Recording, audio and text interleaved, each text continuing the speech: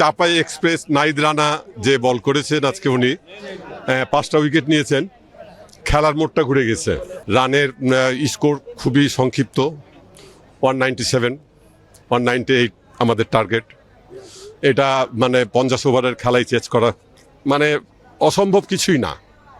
তবুও ক্রিকেট খেলা, অনিশ্চয়তার মধ্যে ছিলাম।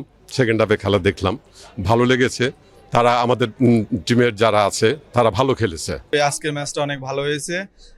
খুব নির্ভরশীল ব্যাটসম্যানরা ব্যাট করেছে খুবই ভালো।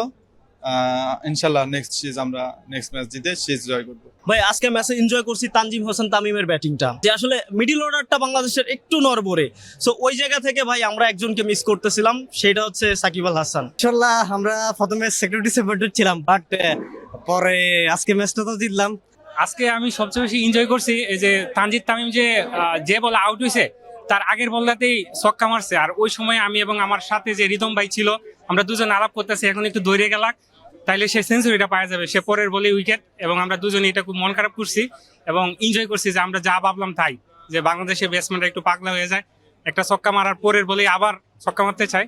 এগুলো নিয়ে আমরা একটু আলোচনা করতেছিলাম, এবং আজকে আমাদের ম্যাচটার মধ্যে এটাই সবচেয়ে করছি বিষয়টা, এবং সেঞ্চুরিটা পাইলে ভালো লাগতো আসলে। বাংলাদেশ কামব্যাক করছে।